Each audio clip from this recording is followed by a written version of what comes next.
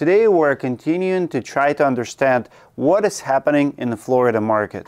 So many laws have been passing back and forth. Government is trying to crack down, insurance companies pushing back, news companies going all over the news with the crazy stories how insurance companies are going out of business. It is a mess. I have amazing news clip, very dramatic. It's journalist work at its best, but I want to react to it with you, and I want you to comment, what do you think is truly happening, and do you agree with this narrative? The name of the story is, "It's almost certainly a trap. Roofing contractors use new tactics to control insurance claims." Very dramatic video, very dramatic title. I thought it only happened to other people. But here you are. Oh no, they start with a lady crying. That's the first scene. Dramatic music. She's crying. She's a victim. It happens to everyone. I mean, I didn't see it coming. I didn't expect it.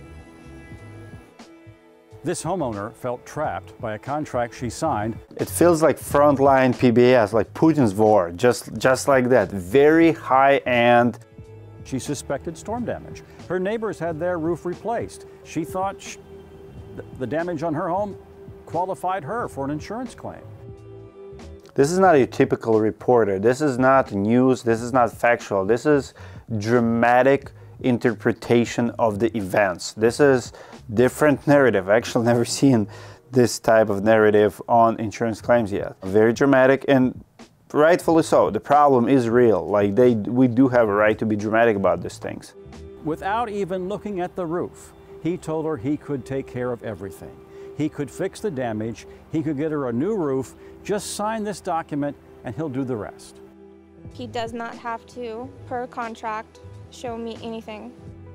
What she didn't know is that contractor took over her insurance policy.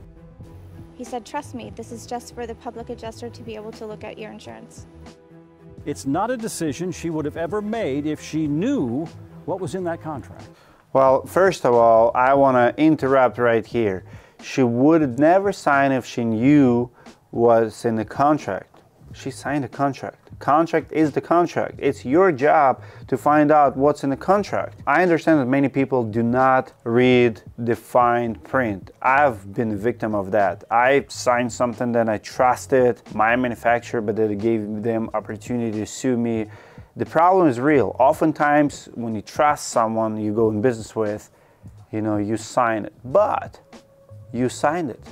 The contract is a contract. It's only fair. You have to look at the mirror and you have to say, like, I suck. Read it, please, before you sign it. And if you sign something and you need to get out, talk to your lawyer, like especially something like this big. Do you feel betrayed by this roofing contractor? Absolutely. And then when you turn to the insurance company, they say, look, we can't talk to you. You signed this document. You signed this agreement. Now you have no control. The roofing contractor is in control. And a few years ago, Florida lawmakers passed a law restricting assignment of benefits contracts because they were being abused. AOB contracts were abused all the time. So this reform was passed. Homeowners were supposed to be protected. I agree with it 100%. I agree with this narrative.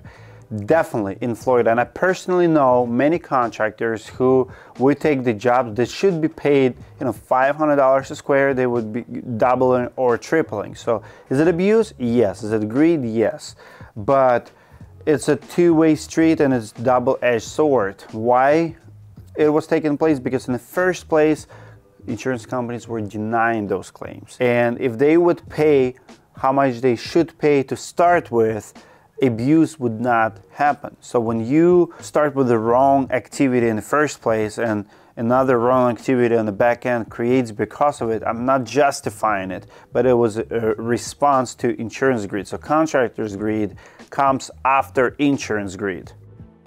If you sign an AOB or a direction to pay, you're done. The contractor then has full control. And because of all of this, that's why insurance premiums are soaring, because they're paying too much for roofing contracts once these contractors take over the claim. If you think you have a damaged roof, find the contractor on your own. get at least 2 or 3 estimates, and then talk to your insurance company before you sign anything. Good luck with that. The problem with this approach, if you are getting 2-3 estimates and then you're talking to insurance companies, it might work, but it might not. Insurance companies still can deny you. Insurance company can easily fight typical nice guy roofer, and that's also a problem, and I want to recognize it. I know so many good roofers out there who have no idea how to talk to insurance company that are in denial state. If insurance company says we're not going to cover it, you need a lawyer, you need a public adjuster, you need to be shark to swim with the sharks, or you're going to be eaten. And unfortunately, that's what's happening. So what this journalist is saying, you know, talk to nice guys and hope that those nice guys will last. Well, numbers don't lie. Most nice guys don't last long in the insurance game because they don't know how to argue, they don't know how to fight, how to push back, they don't have often funds to play long-term game with insurance companies. You know, retail contractors you're going to be getting prices from have to get 50% down, 50 up in completion, or they're going to go belly up themselves. Insurance companies might play this game for 8-9 months. Contractors don't have financial capability to help you in that case, unfortunately. If you don't get a fair deal from the insurance companies, there are ways to challenge that. But you keep control of your insurance claim. Don't give it away. Because once you've signed that document, from that day on, you're fighting to get a new roof and to get what you paid for.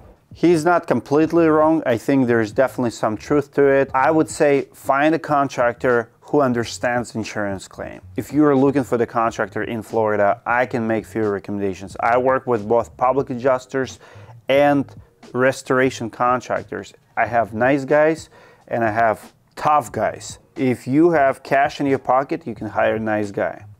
But if you want nice guy to deal with insurance claims, sometimes he doesn't have capacity.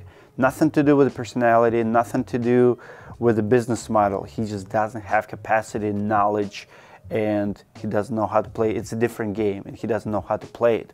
It's like soccer player asking soccer player to play basketball. It's not gonna happen. He can probably play, he's probably athletic enough, but he doesn't know the rules and, you know, the tricks of the trade. If you need help, I would love to help you. I build a platform called Directory.com. We recommend contractors and we back them up with our own money.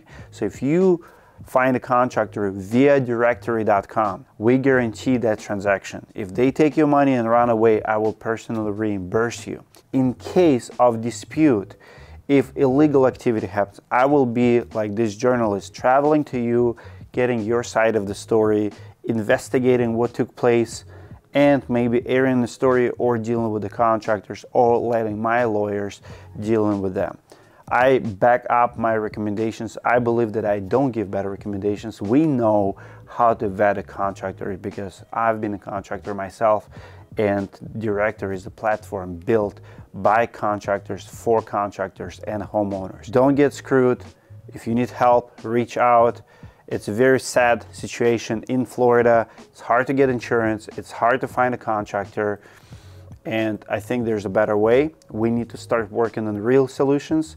We're trying to stay away from sobbing stories. It is sad, but it's also news. It's dramatic.